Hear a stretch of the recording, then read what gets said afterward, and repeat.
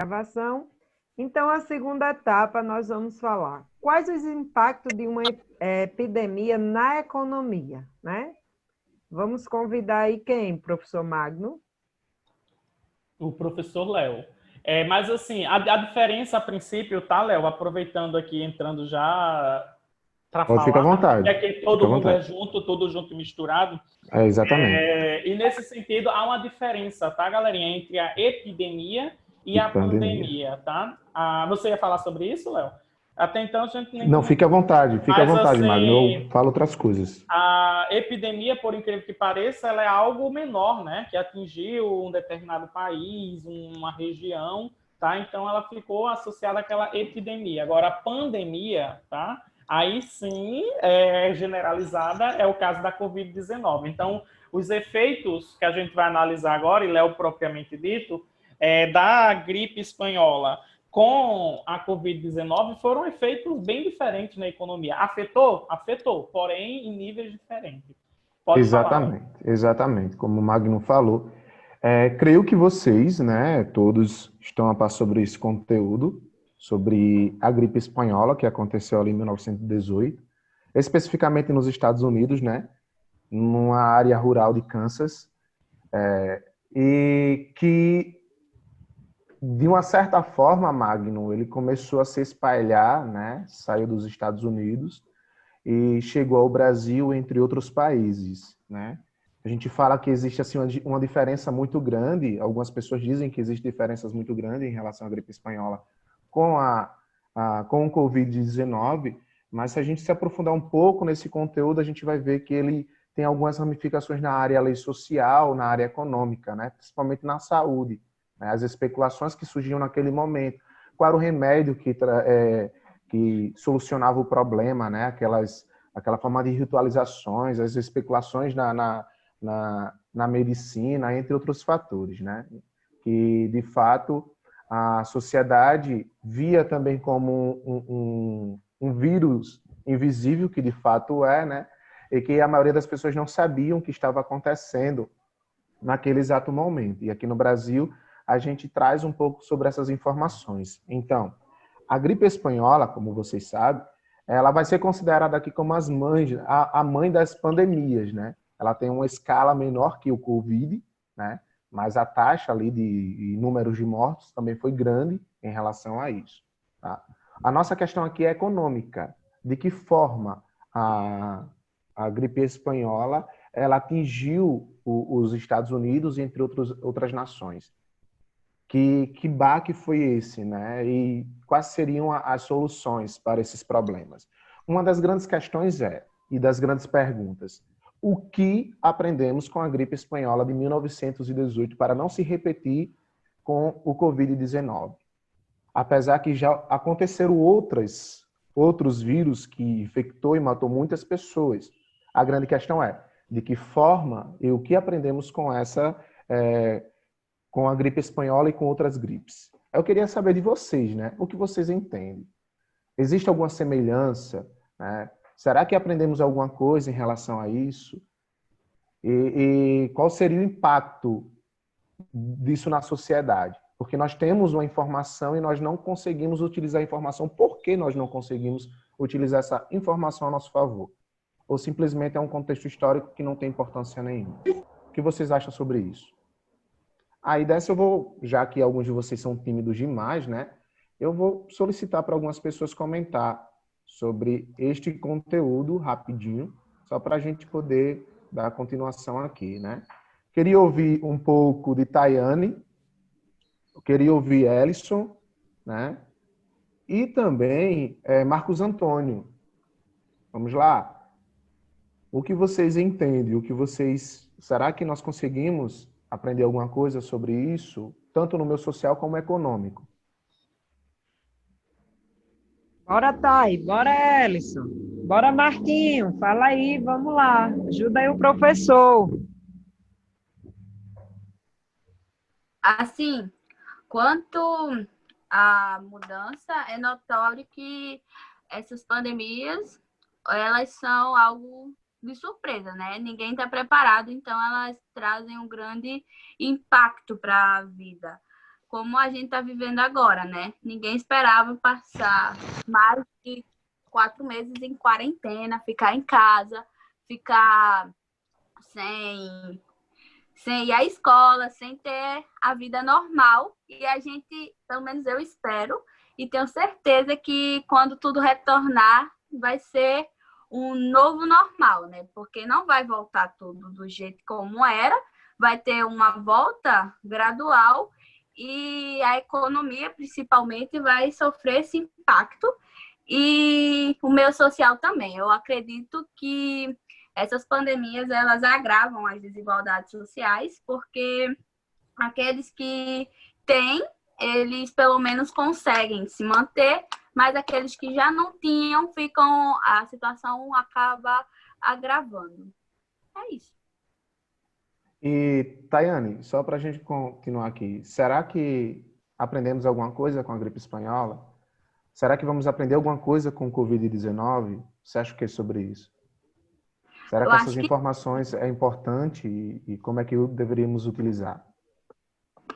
assim, eu acredito que vai aprender sim, ou deveria aprender, porque assim, digo por mim, eu não queria participar do momento histórico. Eu brincava muito, mas eu dizia, eu queria participar do momento histórico, mas eu estou vivendo um e não está sendo tão legal assim. E eu, pelo menos por mim, eu vou tirar muito aprendizado da situação. E eu acredito que muitos também, porque, como eu já falei, é uma coisa que não é esperada. Então, a gente seria o passar pela pandemia seria mais ou menos uma ideia de tentar amenizar o impacto, se vier outra, que não venha, né? Mas tentar amenizar o impacto se vier outra, alguma coisa do tipo. E Marcos, você acha o que sobre isso? Então, como o Tayane bem citou aí, é algo que é inesperado.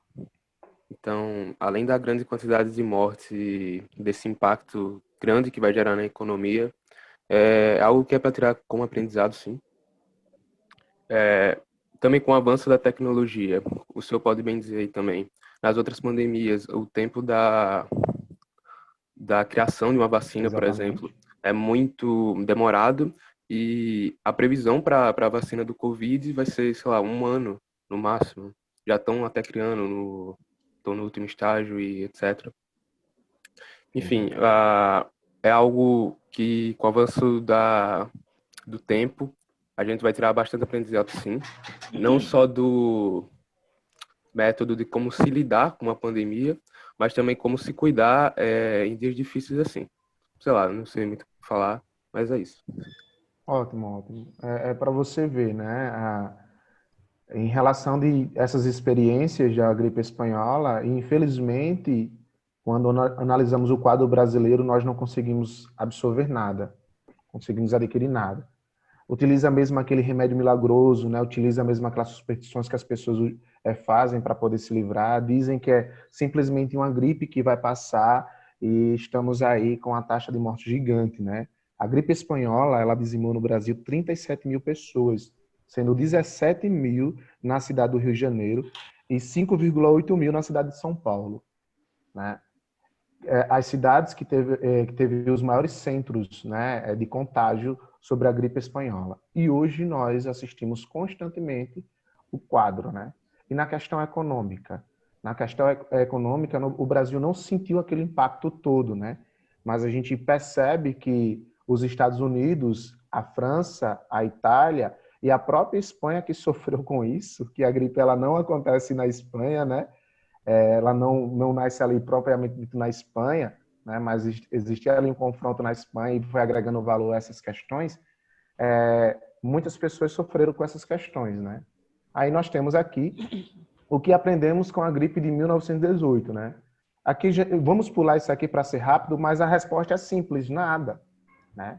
No setor econômico, no setor social, temos muitos vídeos, né, e documentários que falam um pouco sobre essas questões, né? E sobre a Grande Depressão, sobre a crise de 29. Pode passar, Catarina. Né? A atual crise econômica será pior que a crise de 29? Vocês acham o quê? A atual crise provocada pelo coronavírus, ela vai ser pior que a crise de 29? Diga aí, Jordão, o que é que você acha? Ajuda aí ao nosso amigo Alisson. O que é que você acha, Jordão? Vai ser pior? Vai ser melhor? Vai ser igual? Vai ser como? Cadê Jordão? Jordano tá aqui, não. E ele não entrou agora mesmo, ele já saiu. Léo, Oi. ontem eu e Alisson pesquisamos bastante sobre essas coisas. E uma coisa que me chamou muita atenção foi quando ele falou assim: o Fundo Monetário Internacional espera retratação global de 3%, a maior desde a crise de 1929. Ou seja, eu acho que vai ser algo bem pior do que a de 29, porque a de 29 foi somente não, né? Eu estou só amenizando. Mas foi, como o senhor disse, uma zeragem. Zerou os números. Foram só números. Aqui, a gente tem o dinheiro, porém tem medo de gastar, porque não sabemos qual será o dia de amanhã. Se a gente vai continuar tendo esse dinheiro ou vamos entrar numa crise muito mais pior do que achamos que estamos. E se formos analisar só a questão de desemprego, pessoas assinando seguro-desemprego, nos Estados Unidos, mais que 10 vezes mais desempregos houveram durante a pandemia do coronavírus do que teve na Grande Depressão. Exatamente. Ótimo, parabéns. Até então, porque quando analisa esses fatores, como o Duda falou, né, a gente fala em números com a crise de 29, mas isso afetou outros setores, né? Os Estados Unidos estavam ali no seu auge, né? No seu grande desenvolvimento econômico, e de uma hora para outra, a especulação financeira fez com que esses números, né, desaparecessem, assim, um choque muito grande. E hoje acontece de uma forma totalmente diferente, né? Não é uma crise na Bolsa de Valores, é uma crise social, né, a qual o Estado ele está sofrendo uma pressão muito grande, as instituições estão sofrendo uma pressão muito grande, porque não tem uma demanda, né? Não tem uma demanda, não tem como sustentar. Então, assim, geralmente isso se torna algo pior, né? Então, a correção monetária, ela vai sofrer uma alteração gigante. Aí eu coloquei esse podcast é de hoje, tá? Esse podcast é um assunto contemporâneo, a qual o Ministério da Economia o ministro, o próprio Paulo Guedes está sofrendo, né? Porque muitos dos seus companheiros ali estão pedindo para sair. Por quê? Né? E agora está acontecendo aquelas faíscas dentro do Ministério com o próprio presidente, né? Professor, pode falar. Saindo um pouco desse assunto de números, um dos fatores muito agravantes é a instabilidade política que tem no Brasil. Pedidos diretos de impeachment, briga do Legislativo e do Executivo, além do presidente da República e dos governadores que vivem em conflito sempre. Porque um quer o isolamento e o outro não. E isso afeta muito na estabilidade do nosso país. E ele vive instável sempre, não só na economia, em vários fatores, e isso só agrava o nosso problema. Exatamente. A questão da Covid, da economia e da saúde virou um assunto politizado, não um interesse público. É algo que tal partido apoia e tal partido está contra. Exatamente, né? Isso atinge em cheio toda a sociedade, né? E acaba prejudicando a estrutura total. Eu aconselho a vocês a acompanharem, né, o desfecho aí, porque isso é muito interessante. Estamos vivendo uma situação atípica, né? E que temos muitas informações aí para poder se aprofundar em relação a ela, tá? Pode passar, Catarina. Catarina? Oi. Não, é porque não escutei, não. Aí, gente, tem aqui, eu coloquei, né, as ações para reduzir o impacto econômico na pandemia, né? E essas notícias, elas são recentes, e o Ministério da Economia, ela criou vários projetos, né? Ela fez um balanceamento de alguns projetos para poder minimizar esse alarde todo, essas confusões todas que estão acontecendo na sociedade. E, em primeiro lugar, é entender a distribuição, né? Existe uma questão lá, o governo ele tem tanto para liberar, para combater o coronavírus, né? Mas aquele valor não foi liberado. Tá? Até de última hora eu coloquei uma imagem aí, Magno acho que adicionou, e algumas ações que o governo está trabalhando. Aquela reunião ministerial, ela diz tudo, né? Como o governo está trabalhando e quem o governo está defendendo, né? Então, assim, graças a Deus que tem pessoas autônomos que estão conseguindo se manter, né? E já tem pessoas que são assalariadas que estão na miséria total mesmo. Se você olhar aí, várias informações, quantas pessoas estão já moradores de ruas, entre outras coisas, que não está conseguindo pagar aluguel, entre outros fatores. Se você analisar esse balanço de projetos, você vai ver que nenhum vai favorecer a classe baixa da sociedade. Está lá. Vocês podem entrar no Ministério da Economia e analisar todas as informações, tá? Tudo aquilo que o governo está pensando em fazer, mas é para o bem de quem? A grande questão é essa. Será que o governo está pensando nas pessoas ou está pensando nas instituições? Como seria isso? Então, assim, já que nós não temos uma previsão de melhora da economia e também não temos uma receita, a gente precisa simplesmente entender como vamos estar naquele grande jogo, né? E que peças podemos usar para poder driblar essas inflações, essa crise econômica, e de que forma a gente consegue se resguardar em relação a isso. Então, é muito importante estar por dentro dessas informações, né? Até então, para ter a propriedade de falar sobre essas questões. E até esses R$ 600, R$ 1.200 que é utilizado, Léo, é lógico que o governo ele está dando, né? Que ele, de certa forma, esse dinheiro já é nosso por direito, né? Mas assim, ele agrada o pobre, está tentando agradar o pobre, mediar, mas ele também está agradando os ricos. Por quê? Porque os grandes empresários de alguns segmentos continuam vendendo seus produtos. Então, acaba controlando a população de ambas as partes, a classe pobre e a classe rica, né? Então, é um paliativo, né? Não é algo...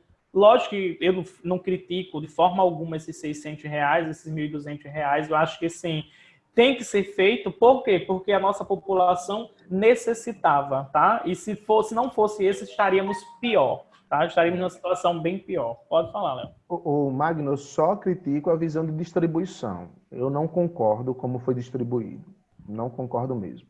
Aqui próximo de mim tem moleques de 16 anos de idade que nunca trabalhou e pegou o dinheiro todinho para gastar com bebida, outras coisas. Então o governo deveria ter se organizado melhor em relação a isso. Imagina aí quanto dinheiro foi desperdiçado. E quantas famílias não foram alcançadas? Família que não tem um aparelho celular, família que está morando no interior do interior, que não tem uma internet, que não conseguiu se cadastrar. Então, assim, de que forma... E agora está vindo com aquela onda, não, vamos devolver. Quem vai devolver, gente? Pelo amor de Deus. Não vai professor... isso, não. Pode falar, Duda. Não somente esses jovens de 16 anos, tem adultos mesmo que, mesmo tendo as condições, preferiram roubar, porque isso foi realmente um roubo de pessoas que precisavam. E pegaram para gastar em coisas fúteis, tipo comprar um celular, fazer uma festa de aniversário. Exatamente. Ou como aconteceu na minha cidade. Uma menina pegou o auxílio e fez uma grande festa numa pandemia. E depois disso começaram a surgir casos. Eu ainda digo assim, que o problema... Não estou defendendo o governo, gente. Vocês sabem muito bem que eu não o defendo. Mas, assim, o problema está na educação. Tá? O problema está na educação. Tudo que a gente está falando aqui, no final das contas, cai na educação. Porque as pessoas não são extremamente educadas. Porque, um exemplo, você falou bem, Duda, tem casos, eu também conheço pessoas que não necessitavam, por exemplo, e que receberam, tá? Mas também conheço pessoas que, de fato, necessitavam e receberam. Então, acho que, assim, no momento cabe a consciência da pessoa, eu sou comerciante e estou vendendo, então eu não vou precisar pegar, porque eu sou comerciante, eu estou vendendo, estou lucrando, então eu não vou precisar pegar. Mas, infelizmente, nós não temos essa mentalidade. O sistema que nós vivemos é o sistema do capitalismo, né? Então, quanto mais dinheiro, melhor. Tem essa visão. Então, assim, isso gera uma outra discussão. Tá? Mas assim, o pessoal gastando dinheiro fez com que circulasse esse tipo de coisa, não? Eu só estou perguntando, que eu não sei de nada, não. Mas, e aí? Sim, Existem algumas pessoas que são bem preservadas, que estão guardando dinheiro, de fato, porque tem aquelas pessoas que, por exemplo, já não precisavam receber e estão armazenando uma boa quantidade de dinheiro. Mas eu posso comparar com o de Lula, porque na época de Lula não foi um ponto positivo, que ele injetou na camada pobre para gastar e fazer a economia girar e tal? É o seguinte, né? A economia ela está concentrada, e esse momento do giro que você está falando é valorização. É uma valorização interna, em primeiro lugar. O real ele está desvalorizado internacionalmente. Agora, internamente nós temos setores, e esses setores ele está com uma alta nesse desenvolvimento. Até então, os setores de alimento, né? Os setores de uso pessoal, exatamente, farmácia, pronto. O que Lula fez é um caso totalmente diferente do que está acontecendo agora. Tá? Por quê, Léo? O que Lula fez e o governo agora são casos diferentes. Né? Naquele momento, as pessoas que estavam recebendo aquele dinheiro que foi entregue pelo governo do PT, aquele dinheiro ele era distribuído de uma forma geral. Tá? De uma forma geral. Né? E as pessoas dessas classes mais pobres, eles investiam no desenvolvimento econômico nacional e assim o dinheiro, a moeda brasileira ela foi sendo valorizada, porque existia aquele estilo de importação, exportação, mercadoria, isso tudo, né? Aquela visão mercantilista que você já sabe e que se aplica nessa questão do próprio comércio, né? O que está acontecendo hoje, existe uma concentração. Então, não está nivelado, né? O desenvolvimento econômico não está nivelado. Então, tem setores que está caindo a demanda e tem setores que está aumentando. O setor de serviços, gente, e não são serviços essenciais, tá? Tá caindo muito, né? Então, assim, as pessoas estão aproveitando. O setor de construção está crescendo, porque as pessoas estão aproveitando a baixa e estão pegando juros baixíssimos para poder comprar imóveis, entre outros fatores. Então, assim, a desvalorização é interna. Quer dizer, a valorização é interna, não externa. Então, existe um fator... Essa questão ela não se encaixa em comparações aos dois governos. É o que eu penso, né? É aquilo que eu entendo. Não sei se Magno vê de outra forma. Eu entendi a pergunta de Carlos de uma outra forma. Eu entendi como se, assim, quer dizer que se a gente comparasse o dinheiro que Lula investiu na camada mais pobre, favoreceu o desenvolvimento do Brasil. Mas por que esse dinheiro agora não está favorecendo o desenvolvimento do Brasil? Lembrando que, como o Léo muito deixou claro, eram as pessoas mais pobres da sociedade. Então, era um número pequeno. Tanto que nós tiramos mais de 5 milhões de pessoas da linha da miséria, né? Aquelas pessoas que vivem com menos de 2,25 dólares por mês. Por mês não, perdão. Por dia. Por mês a pessoa estava morto já, né? Exatamente. Então, nesse sentido, o que acontece? Hoje, são 52 milhões, galerinha. São 52 milhões de pessoas recebendo um auxílio de, no mínimo, R$600. E são pessoas que, quando você analisa, são pessoas que talvez não precisem. Vamos aqui, ó. Daqui a pouco a gente vai pegar aí os casos de mulheres de vereadores, mulheres de prefeitos, que receberam auxílio sem precisão. Exatamente. Hoje ainda não saiu, não estourou, mas vai estourar. Vai acontecer. Aqui em Serrinha já estourou, viu? Aí, Gustavo, há muito tempo. Em Serrinha já estourou. Aqui em Serrinha, filha de vereador, esposa de ali embaixo vereador, que ela tá aqui do meu lado. Secretário, tudo já saiu. Já saiu todos esses nomes no Aqui teve uma também, aqui uma. Olha, em Santo Antônio também. Pronto. E normalmente a gente acaba percebendo que são pessoas que teoricamente não precisariam. Não estou dizendo filho. O filho ainda vai porque o filho normalmente talvez não tenha nenhum emprego ali e tal. E não viva com os pais, né? Mas se, por exemplo, mora na sua casa, pode até ser. Agora, a esposa do político que é assalariado, ele não precisa, tá? De R$600. Mas, como eu disse, educação e consciência. Verdade, né? Magno. Consciência. Educação é a chave de tudo. Vamos para a próxima. Eu queria falar um negócio antes. Pode falar. falar. Ele disse, será que esse auxílio está indo para quem realmente precisa? Aquela pessoa que realmente não tem salário? Eu pesquisei, fiz uma pesquisa sobre como a situação da pandemia está afetando moradores da favela. E eu vi que tinha uma porcentagem lá que 72% de moradores da favela, que seria 13 milhões de pessoas, em uma semana não tiveram dinheiro suficiente para manter o custo de vida, que já era baixo, eles não conseguiram manter. Para você ver. E desses 13 milhões, 32%, ou seja, 1 a cada 3 pessoas, não tinham dinheiro suficiente para comprar comida. E além deles terem esse problema econômico, eles vivem numa condição sanitária mínima, que não tem saneamento básico e as casas deles são minúsculas, muitas vezes para abrigar 5, 6 pessoas. Verdade. O que dificulta muito a preservação da saúde enquanto essa pandemia. É verdade, Alisson. Parabéns. É isso aí. Estou gostando de ver. E aqui nós- Covid-19, os setores, né? Esses setores aí, Magno vai falar? Vou. Então, assim, nesse sentido aqui, nós temos alguns setores que, teoricamente, eles não crescem, né? Como, por exemplo, o varejo tradicional. Lembrando, né, que tem alguns varejos aí que está até aumentando, mas, assim, a maior parte do varejo não tem esse crescimento.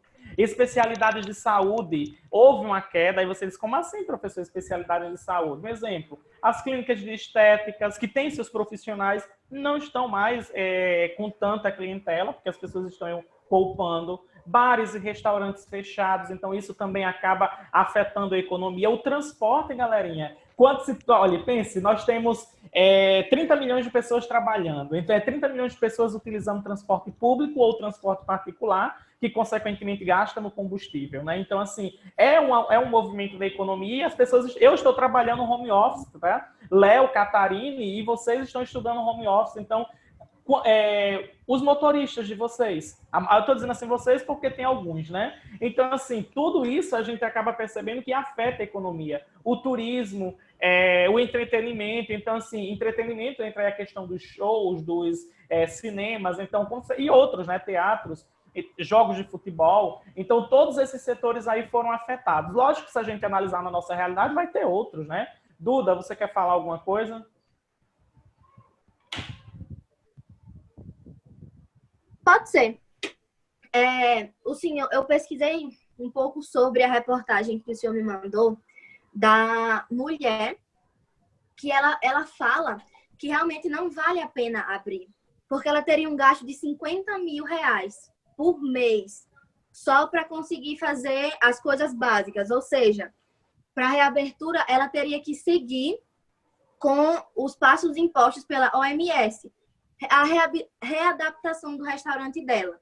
E além dos gastos normais que a gente tem, como pagar funcionário, reabastecimento de estoque e etc. E ela falou que antigamente, antes da pandemia, ela tinha em média de 340 pessoas por dia no restaurante dela, porque era um bairro empresarial, ou seja, as pessoas saíam do trabalho e iam comer lá.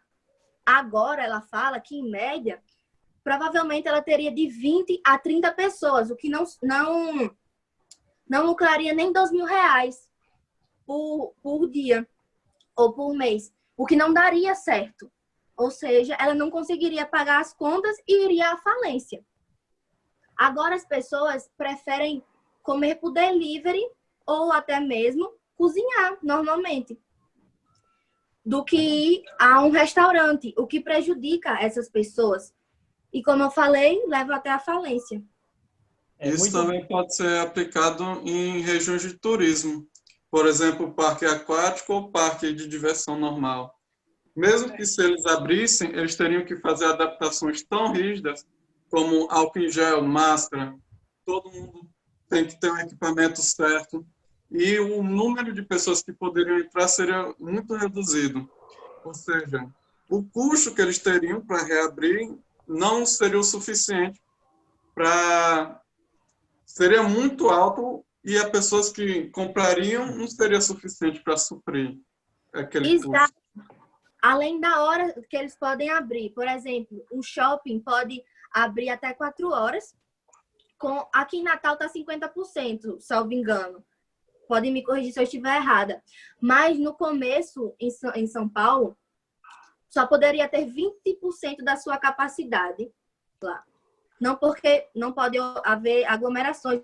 Além do álcool em gel, daquele negócio de tipo fazer com que as pessoas se distanciem da mesa. E isso não é só uma coisa financeira, também é uma coisa de conscientização das pessoas, que muita gente não segue. Ou seja, ia prejudicar tanto o shopping financeiramente, como as próprias pessoas que poderiam estar mais suscetíveis à contaminação de Covid. E se qualquer coisa não fosse seguida, a vigilância sanitária bateria e fecharia o lugar. Exatamente. Seria pior, né? Ocasionaria mais prejuízo. E se temos os setores, como os setores que estão em queda, né? Associado à compra e venda, existem setores aí que estão em extremo crescimento. Um desses nós estamos utilizando nesse exato momento, que é a questão do Zoom. O Zoom ele teve um crescimento muito bom. Nós estamos utilizando de graça, óbvio, né? Mas tem pessoas que faz palestra para mais de 100 pessoas. Então, haveria necessidade de comprar, tá? Então, tem essas questões. As farmácias aí são um setor que também cresce muito na nossa atualidade. O setor que nosso amigo Carlos tem ali, que é o supermercado. O que Duda sempre vem comentando, que é a questão do delivery, né? A entrega. E eu trouxe a questão do Netflix, tá? Também, apesar que está grátis ali. Mas, assim, é interessante a gente questionar que houve um aumento de assinaturas. E, sem dúvida nenhuma, essa imagem aqui, eu não sei se o mousezinho passa, mas que tem o nome e-commerce in Índia, né? Um exemplo, é o e-comércio, né? O sistema do comércio internacional. E nós sabemos que a tecnologia, a globalização, ela contribui para o aumento dessas compras e vendas de mercadorias. Moral da história. Vai ter setores durante a pandemia que vai sofrer muito com a crise econômica e tem outros setores que irão se beneficiar. E assim é o sistema que nós vivemos, né? Nem todo mundo vai ser por igual. E pode passar, Catarina. E quando a gente fala assim, o que será que está por trás desse superávit? Passa aí, Catarina, para ver se a reportagem chega. Então, nesse sentido, ó, só para constar, a gente está falando que o Brasil está em crise, e no mês de agosto foi comprovado que nós tivemos um aumento, né? Nós vendemos mais do que compramos. Então, superávit é quando você vende mais do que você compra. Moral da história, você exporta mais e importa menos. Se fosse o oposto, importar mais e exportar menos, seria déficit, tá? Então, nesse sentido, nós temos um superávit comercial no mês de agosto. E olha que o mês de agosto terminou aí, ó, ainda nem terminou. E nós já tivemos um crescimento representando. Então, e o que se deu a esse crescimento aí? O que está por trás? O setor que não para. O setor econômico que não para. Comida, tá? Comida é o setor agropecuário. É o setor que garante ao Brasil um desenvolvimento econômico. Pode passar, Catarina, que a gente tem que ser um pouquinho mais rápido agora. É verdade. E aí a gente entra na questão do Banco Central, né? Onde é que o Banco Central entra nessa nossa historinha, né? No nosso conto de fadas de hoje, né? O que é que ele está fazendo? Alisson, Eduarda, pode ajudar? No início, eu citei que é o Senic, que é o sistema que regula se os juros vão ser altos ou se vão ser baixos. E durante essa pandemia eles abaixaram o Senic, ou seja, os juros são baixos e estimula o consumo. Mas também tem a questão que o Senic, ele não é um padrão, ele é uma base. Então, muitas vezes, o que está escrito no Senic, que os juros deveriam ser baixos, a empresa faz os juros ser alto. Então, meio que eles tentam, mas não funciona na prática. É porque assim, Alisson, desculpa te interromper. Digamos que o governo ele diz assim, ó, você vai ter que repassar esse imposto para o contribuinte menor. E a empresa acaba não repassando, porque ela está querendo ter um lucro maior. Petrobras é um exemplo disso. Não só Petrobras, Texaco, entre outros, que existe o acordo, né? Que você tem que reduzir a questão do combustível. Mas eles não reduzem, segura até o último momento um exemplo para poder fazer alguma redução. Então, o contribuinte acaba não recebendo. A empresa lucra. Por quê? Porque ela teve uma redução para ela, mas em compensação ela não repassa essa redução. Pode falar. Eu entrei agora porque minha internet está muito ruim, estava só caindo e não estava nem conectando aqui. Adria, deixa a gente continuar aqui, tá certo? Depois você explica no privado. Leonardo, gente, sua imagem aí. Eu achei essa imagem muito interessante, né? Até então, estava compartilhando no grupo dos professores de História do RN. E geralmente comentamos algumas coisas legais lá. Aí, essa confusão toda que está acontecendo com o Ministério da Economia, né? E deixou Paulo Guedes aí um pouco mais velho essa situação, eu encontrei isso, né? Estamos gastando demais com isso aí. Aí ele aplica, né? O que seria isso aí, na realidade? Né? A educação, os institutos federais, o SUS, seguro-desemprego, né? Igualdade social, assistência social e saúde, né? E quando iniciamos a nossa discussão, estávamos falando aqui do PIB, né? E também falando sobre esse crescimento, essa especulação do crescimento econômico no Brasil, né? E que, de fato, hoje, deve ter alguém aqui que não concorde comigo, mas o Ministério da Economia, eu acho que eles não têm nenhum norte para poder guiar o país, né? Porque a especulação de Guedes era 1,3, diminuiu. Então, assim, o homem que tinha bola de cristal para sanar os problemas econômicos do Brasil, na realidade, ele não está conseguindo. Claro que a culpa não é dele. Existem fatores, né, do passado que contribuíram muito para que o Brasil estivesse nessa situação. Mas, de contrapartida, o investimento deveria ser nos setores de privatizações, né? Privatizar alguns setores, beneficiar o próprio governo, né? Para alguns, a privatização seria algo positivo e para outros, negativo, né? E como nós nos encontramos hoje, né? Encontramos o Ministério da Saúde sem norte, o Ministério da Economia sem norte, o Ministério da Educação, e quem perde com isso tudo é a própria sociedade, né? É a própria sociedade. Quando você vê o ponto de investimento deles, né? Como o Magno gosta de falar, é capitalismo, não é, Magno? É, o sistema do capitalismo. E se aplica de uma forma totalmente exagerada, né? Auxílio emergencial. Nós temos o saque emergencial do FGTS. Para quem não sabe, o FGTS é Fundo de Garantia por Tempo de Serviço. O funcionário que trabalha de carteira assinada, a empresa todo mês paga uma certa quantia, em torno de 8, 9, 10, 11% do valor do salário, depositando numa poupança. Pode falar, Alisson. Falando do FGTS, eu esqueci de mencionar que muitos dos moradores de favelas, eles são ou autônomos ou informais, então eles não podem receber auxílio do FGTS, simplesmente. Isso, tem esse detalhe, porque é só para quem tem carteira assinada. Nesse sentido, mas o auxílio emergencial, ele atendia desempregados, pessoas que nunca trabalharam, autônomos, todas as pessoas, mulheres de políticos, né? Filhos de políticos e assim sucessivamente. Pode passar, Catarina. Não sei que você não queira. E após, né, a Covid-19, nós já temos um número enorme de trabalhadores, né, desempregados.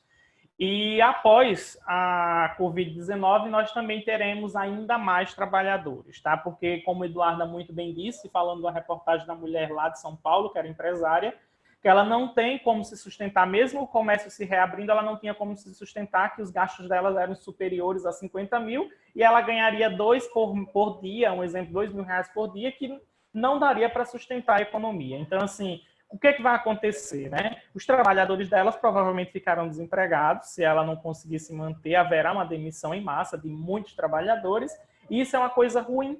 Por quê, professor? Porque, olha, a economia ela vai demorar um pouquinho para se aquecer novamente. E se ela demora um pouquinho para se aquecer, as pessoas que ficarem desempregadas, sem o auxílio emergencial, porque o auxílio emergencial ele vai deixar de existir, aí sim a gente vai ver a situação do Brasil, uma situação pior do que o que já está. Essa é uma visão minha, tá? Possa ser que eu não sou economista, como muito bem Léo disse, eu não sou economista, mas assim, nesse contexto é uma visão geral que a gente acaba comentando com outras pessoas e vai assistindo uma reportagem, ouvindo um podcast e, consequentemente, a gente acaba tendo esse entendimento de que a situação não é boa e a tendência é que vá piorar. Pode passar, Cacá.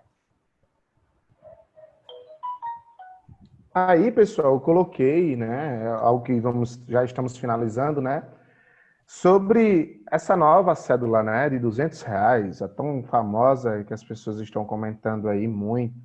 E a pergunta é o seguinte, tá? E eu espero que vocês respondam para a gente concluir rápido. Por que o Brasil lançou uma nova cédula? E por que agora? E no início, Lucas tinha falado um pouco sobre emissão de papel moeda, entre outros fatores, né? E por já ter comentado antes, a gente só vai entender aqui a questão de que para o Brasil, nesse momento, seria algo viável, né, que isso não ia atrapalhar no desenvolvimento das pessoas. Não, vai ter uma superinflação, tudo mais. Lembra lá do encilhamento de Rui Barbosa, o que aconteceu? Teve muita emissão de papel moeda, o Brasil entrou numa crise. Muitos de vocês podem alegar essa situação. Lembrando que o momento que Rui Barbosa estava ali como ministro da Fazenda, né, ministro da Economia, e que ele criou esse projeto de emitir vários papéis de moeda para tirar aquele momento de crise do Brasil, foi algo precipitado. A moeda nacional ela estava totalmente desvalorizada. Ah, lá, então quer dizer que a moeda hoje não está desvalorizada. Está sim. Né? Aqui é simplesmente para enxugar aquela situação. Está muitas pessoas recebendo auxílio emergencial, as pessoas estão sacando muito esse dinheiro, boa parte dessas pessoas estão guardando esse dinheiro, e foi o que ele deixou bem claro, não está guardando no banco. Se você olhar, tem um artigo que fala sobre isso e que diz que as pessoas estão voltando àquela velha prática, guardar dinheiro debaixo do colchão, né? E para o Brasil seria um custo muito elevado. R$200 seria difícil ter essa moeda no momento de circulação. É que muitas pessoas até criaram aquelas piadazinhas, né? É mais fácil, como é que vai ter uma nota de R$200 no bolso, tudo mais, outros fatores aí, né? Então, assim, e provavelmente essa nota ela pode até sair de circulação, como aconteceu com a nota de R$1, tá? Ou a nota de R$2. Para o Brasil é mais fácil emitir a moeda, sim, tá? Do que a cédula, né? Porque o custo é mínimo possível. Isso não vai alterar em nada. Não altera em nada, porque não existe uma supervalorização nessa nota. O valor vai continuar sendo o mesmo do real, tá? É você pegar duas notas de R$100, R$200 ali, e não tem uma alteração na balança econômica de fator nenhum, de nenhum jeito, né? Pelo simples fato. É só uma maneira de poder nivelar e não ter aquela distribuição tanto e emitir tanto papel moeda assim. Essa é a ideia. O que eu estou passando aqui para vocês é a ideia do Ministério da Educação. É isso que eles estão projetando, é esse pensamento dele. Desculpa, Ministério da Economia, não Educação. E isso pode acontecer ou não. Isso é estratégia de Guedes, né? Isso é estratégia dele. E, porventura, a gente só vai saber quando essa nota começar a circular, né? Léo, aproveitando, eu também ainda penso assim. Você fabricar uma nota de R$200 é menos duas de 100. Exatamente. Entendeu? Um exemplo. O Então, objetivo é esse. Pode falar. Eles justamente fizeram isso por causa de uma palavrinha-chave, que seria o entesouramento. Ou seja, as pessoas estão guardando mais do que gastando. Elas estão guardando mais do que gastando. Ou seja, a economia não está rodando. E essas notas as notas normais foram produzidas em mais tempo do que são gastas. Exatamente. Então, realmente não vale a pena. Em 2019, em dezembro de 2019, foram impressos 281 milhões. E nesse ano, até dezembro, foi previsto para 301 bilhões. Porém, agora temos 342 bilhões de dinheiro impresso. Ou seja, realmente... circulando, né? É algo que não vale a pena.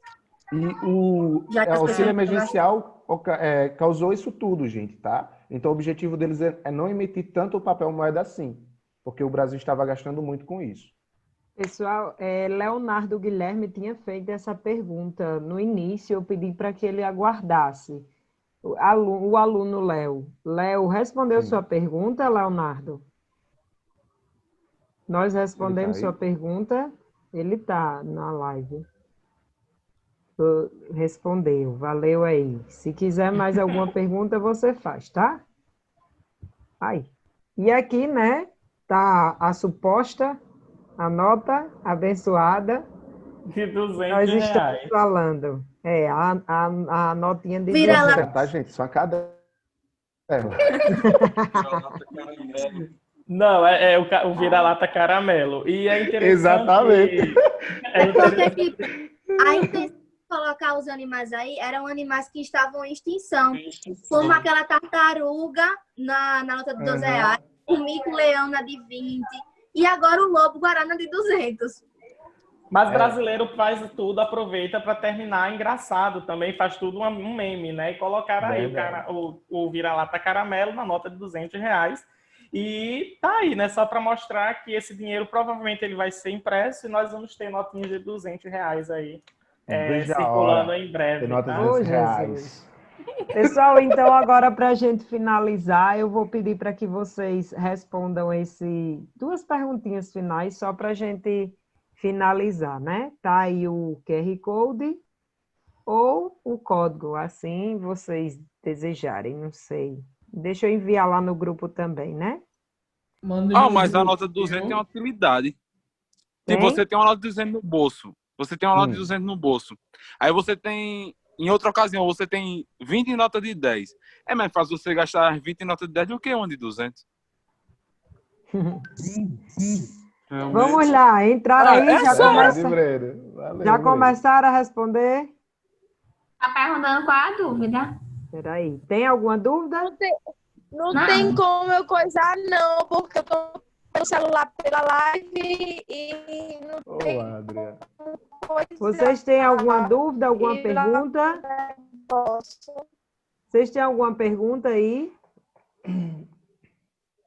Ficou tranquilo Vamos, aí? pessoal, falem.